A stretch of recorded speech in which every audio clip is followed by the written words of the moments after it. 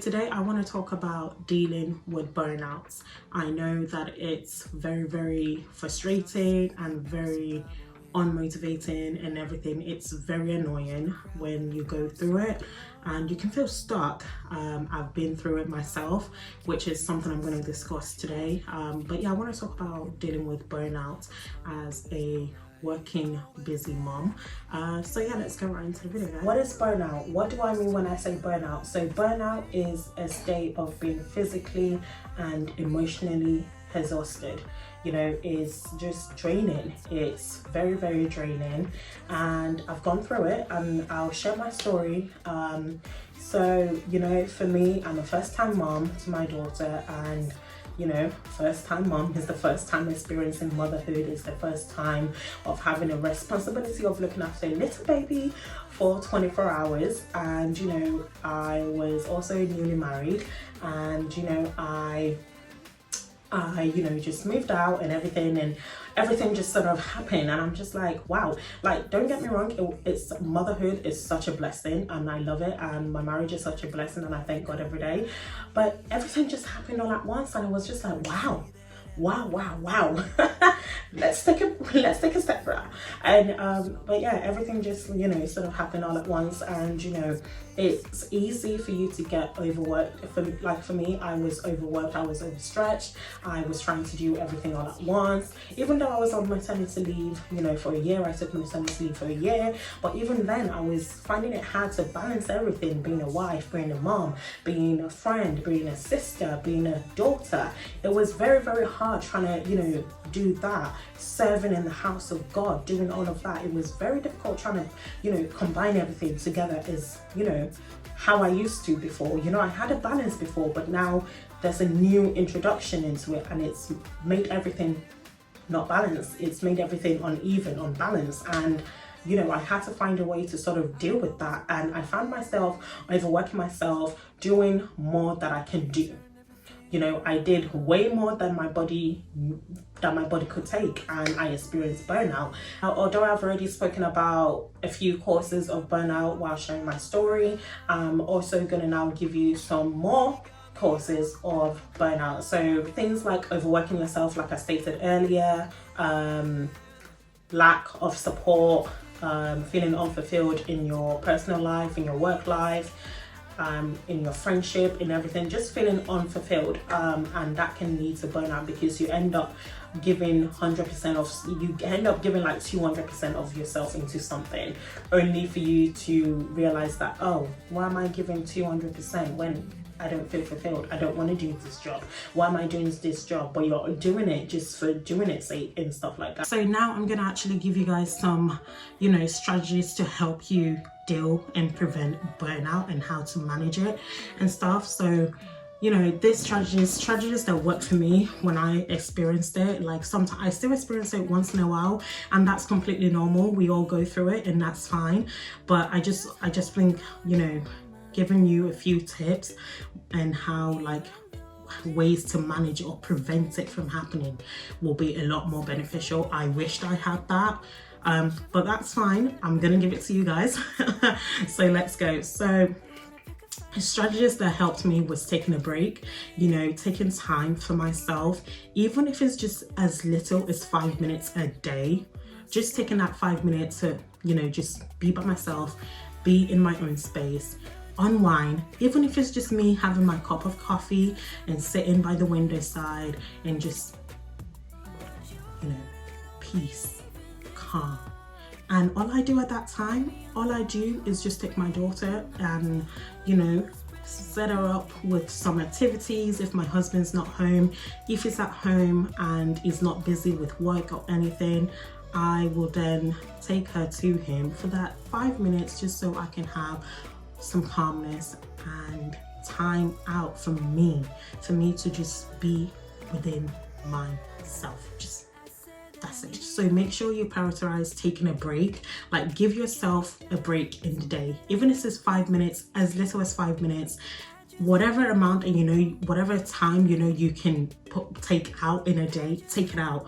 Like I said, even if it's only as 5 minutes, if it's 10 minutes, if it's 20 minutes, if you can take 30 minutes, take it. Whatever time you can take in a day for yourself, take it. It will honestly, it will just give you a time of calmness and peace where you can just gather yourself and unwind for just a little bit. Another one is setting boundaries. Make sure you set boundaries. You know, it's easy for people to overstep your boundaries, you know, which is why you need to set them. They don't know that there's a boundary, so they sometimes go over, and because you've not also set a boundary for yourself, you don't realize that you are overburning yourself, you're overworking yourself, and you don't realize that you're giving too much of yourself to something. So for example, let's say you like setting boundaries is having a to-do list per se. Let's say for example, you have so many different tasks at home, or so many different tasks, you know, like, oh, I need to meet up with my friends, I need to do this today, I need to do that. Make sure you prioritize, set boundaries. Which one is more important? Which one do you want to do? Okay, let's say you have like about 10 chores to do. Do you have to do the 10 chores in a day? No, you can split those 10 chores throughout the week. And that is you setting boundaries. That way you don't overburn yourself. You don't do too much in a day.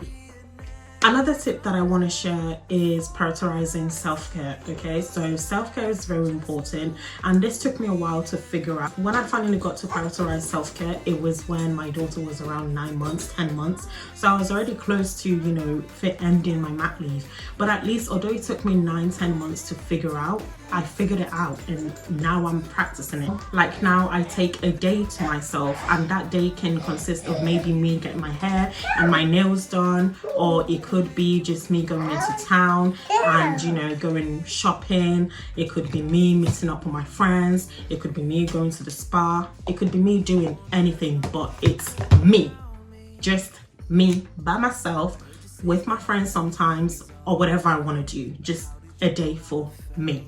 Okay, and during that time, my daughter is at home with her dad, or they're out, and it threatens their bond and their relationship as well, and I get time for myself to be able to do whatever I want. You know, it gives me that space for me to unwind and to just gather my thoughts and plan for the next day. Right guys, the final tip that I would like to share with you guys is, we tend to not go to this option a lot, and it took me a while, but I warmed up to it and I accepted help. Seek support if you need support. Seek help from your loved ones if you need help. Seek support from professionals if you need help. You know, sometimes we tend to think that seeking for help and support is a sign of weakness, but it's not. It's a sign of strength, you know, because you have identified within yourself that you need help, you need support, and you've gone to get that support and seek that help.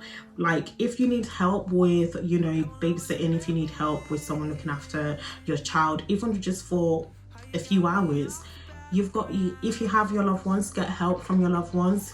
You know, get a babysitter or anything like that. Like for example, now if myself and my husband, when we want to go on date nights, we sometimes take Brielle, you know, to her grandparents, and you know, that is us seeking help. It might not look like it, but that's us seeking help, because at the end of the day, we've identified that, you know, we want to have time for ourselves and we want to be able to go on date nights, and we don't want Brielle to be on date night with us. So we take her to her grandparents. Like there was a time that for our anniversary, I believe it was for our first anniversary, was it for our first anniversary? It was either for our first or our second anniversary, I can't remember, but we wanted to go to the spa. We wanted to get a massage together, a couples massage. So we booked a couples massage, and you know, we phoned up my parents because they lived close to us, and we asked, oh, we want to do this, can you please help us have Brielle for a couple of hours?